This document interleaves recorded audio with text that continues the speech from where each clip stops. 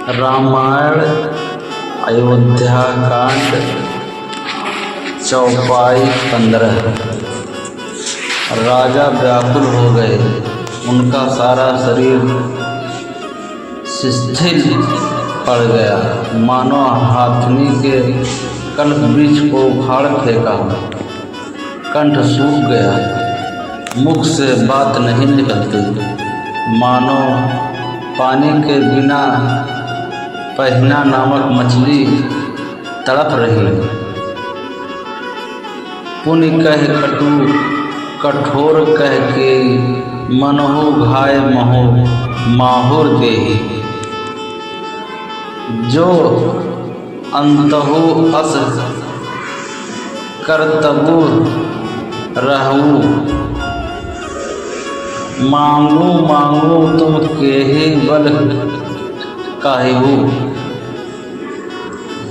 कह के फिर कड़वे और कठोर वचन बोली, मानो घाव में जहर भर रही हो। कहती है, जो अंत में ऐसा ही करना था तो अपने मांग मांग किस बल पर कहा था। दुई की दुई एक समय, भुआला हसब ठठाए फुलाए गाला। दान कहाऊ अरु कृपनाई, होई की खेम कुशल रौताई। हे राजा, ठहाका मारकर हंसना और गाल फुलाना, क्या ये दोनों एक साथ हो सकते हैं? दानी भी कहना और कंजूसी भी करना, क्या राजपूती में क्षेम कुशल भी रह सकती है? लड़ाई में बहादुरी भी दिखाई और कहीं चोट भी न लगे। छाड़हु वचनों की झिरजू धरहु, जन अबला जिम करुणा करहु। तनु तिय तनय धामु तनु धरनी, सत्य संध कहु तृण संबरणी। या तो वचन प्रतिज्ञा ही छोड़ दीजिए, या धैर्य कारण कीजिए, या असहाय स्त्री की भांति रोइए मिटी नहीं। सत्यवर्ती के लिए तो शरीर स्त्री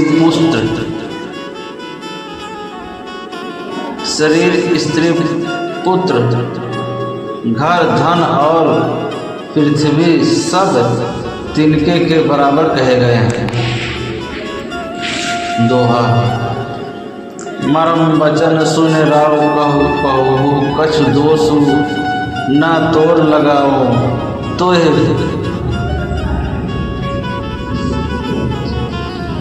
पिशाच जिम कालू कहावत मोर।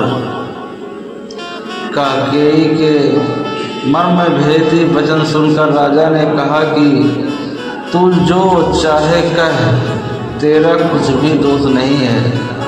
मेरा काल तुझे मानो पिशाच होकर लग गया है।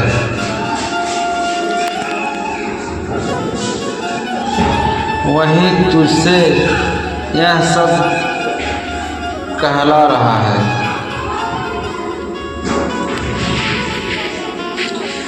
चाहत न भरत भूत तही गोरे, विधि बस कुमति बसी जी तोरे। सो सबु मोर पाप परिणामो, भावु कुठाहर जय विधि बामो। भरत तो भूल कर भी राजपद नहीं चाहेगा। होनहार वंश तेरे ही जी में कुमति आ रही है। यह सब मेरे पापों का परिणाम है, जिससे उस मैं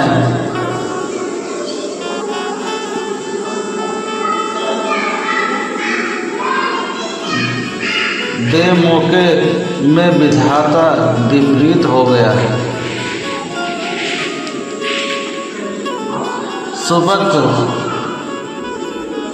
सुबस बसहि फिर अवध सुहाई, सब गुण धाम राम प्रभुताई।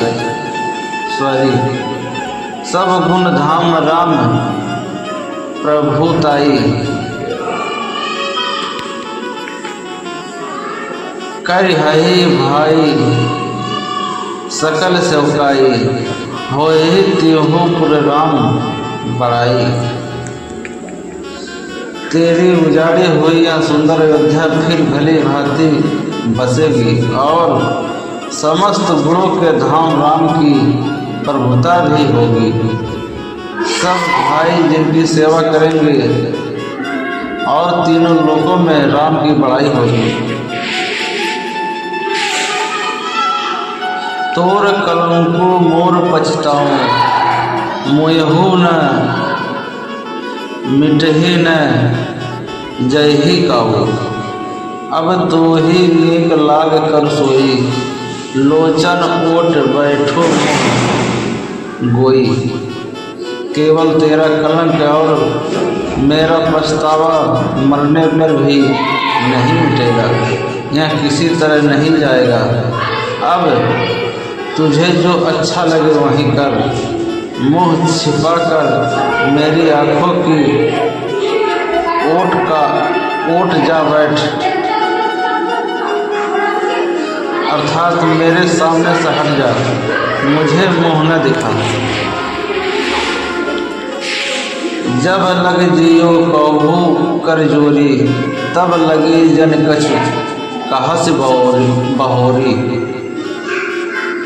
फिरी पछतेहस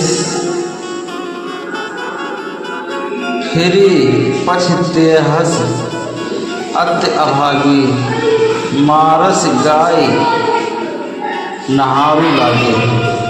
मैं हाथ जोड़कर कहता हूँ कि जब तक मैं जीता रहूँ तब तक फिर कुछ न कहना, अर्थात मुझसे न बोलना। अरे अभागिनी, फिर तू अंत में पछताएगी, जो तू नहारो तात के लिए गाय को मार रही है। दोहा।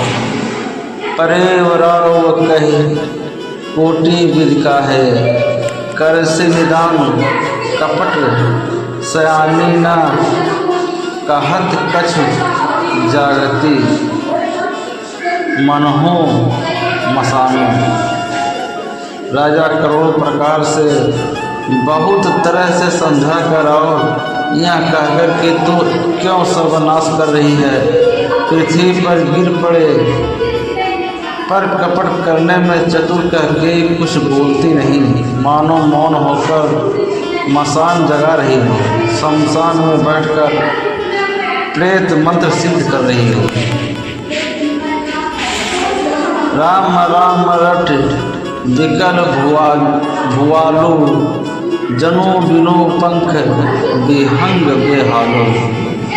हृदय मानो भोर जन होई, राम ही जाए कहे जन कोई। राजा राम राम रट रहे हैं और ऐसे व्याकुल हैं जैसे कोई पंछी पंख के बिना बेहाल हो। वे अपने हृदय में मानते हैं कि बस सवेरा न हो और कोई जाकर राम से यह बात ना कहे। उदय करहु जन रवि रघुकुल गुर अवध विलोकिक सूर। होहि उर भूप प्रीति के कठिनाई, अभय अवध विध रची बनाई। हे रघुकुल के गुरु, बड़े रे मूल पुरुष सूर्य भगवान, आप अपने उदय न करें। अयोध्या को बेहाल देखकर आपके हृदय में बड़ी पीड़ा होगी। राजा की प्रीति और कैकेयी की निष्ठुरता दोनों को ब्रह्मा ने सीमा तक रच कर बनाया है, अर्थात राजा प्रेम की सीमा है और कैकेयी निष्ठुरता की। बिलपत निर्भय भाऊ भेनुसारा बीना वेणु शंख धुनि द्वारा पढ़ही भाट गुण गवाही गायक सुनत निरपेही जन लगाही सायक। विलाप करते करते ही राजा को सवेरा हो गया। राजद्वार पर वीणा बांसुरी और शंख की धुन होने लगी। भाट लोग गिरदावली पढ़ रहे हैं और गवे गुणों का गान कर रहे हैं। सुनने पर राजा को हुए बाण जैसे लगने लगे। मंगल सकल सोहनी न कैसे,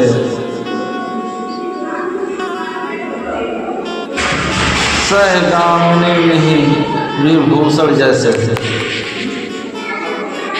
तेहि निशि नीज परी नहीं काहू, राम दरस लालसा पूछा हो। राजा को ये सब मंगल साज कैसे नहीं सुहा रहे हैं, जैसे पति के साथ सती होने वाली स्त्री को आभूषण राम के दर्शन की लालसा और उत्साह के कारण उस रात्रि में किसी को भी नींद नहीं आती।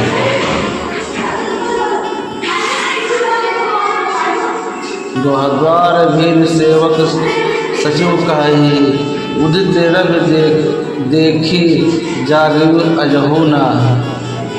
अवधपति कारणु कौनु देश से। राजद्वार पर मंत्रियों और सेवकों की भीड़ लगी है। वे सब सूर्य को उदय हुआ देखकर कहते हैं कि ऐसा कौन सा विशेष कारण है कि अवधपति दशरथ अभी तक नहीं जागे। पछिले पहर भूपू नित जागा, आजू हम ही बड़े।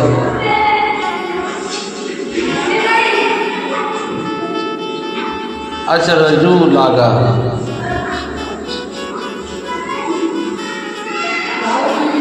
साहू सुमित्र जगावहु जाई, कीजिए काजू रजायसु पाई।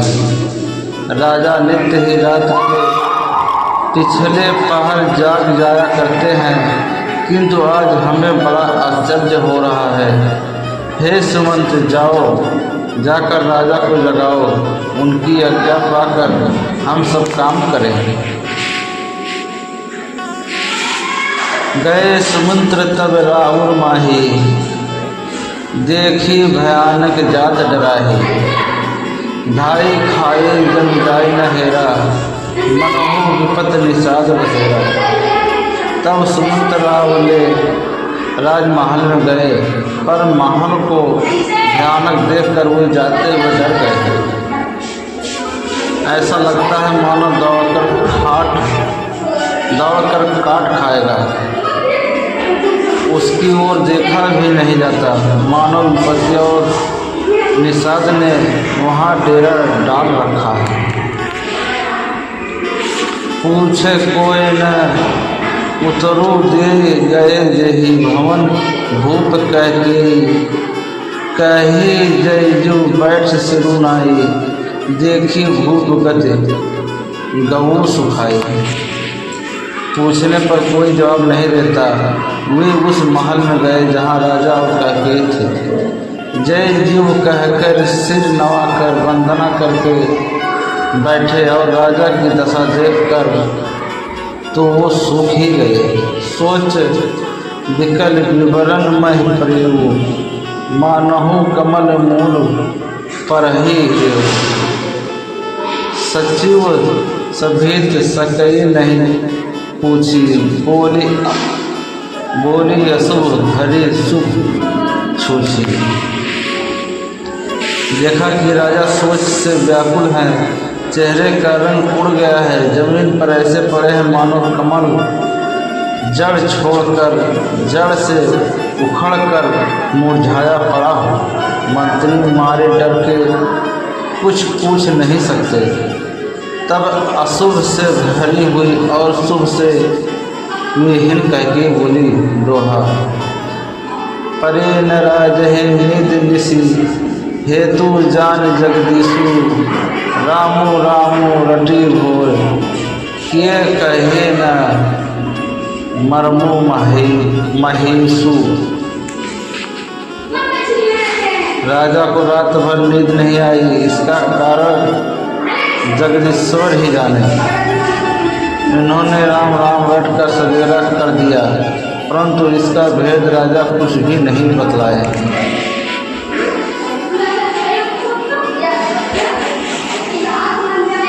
आनहु राम नहीं जिंदगी बोलाई, समाचार तब पूछे आए। चले वो सुमंत्रो राय रुक जाने, लखी कुचाली कीन कछुराने।